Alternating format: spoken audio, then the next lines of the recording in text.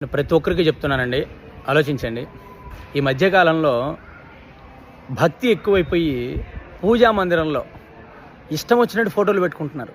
ఓ 10-15 ఫోటోలు, 10-15 విగ్రహాలు.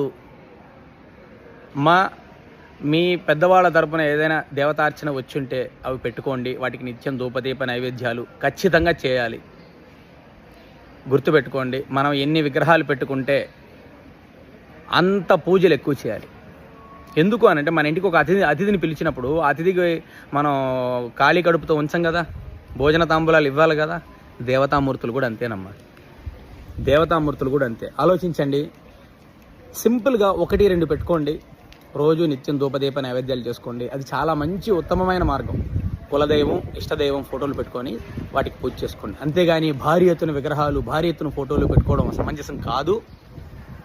1-2 పెట్టుకోండి, మంచిది.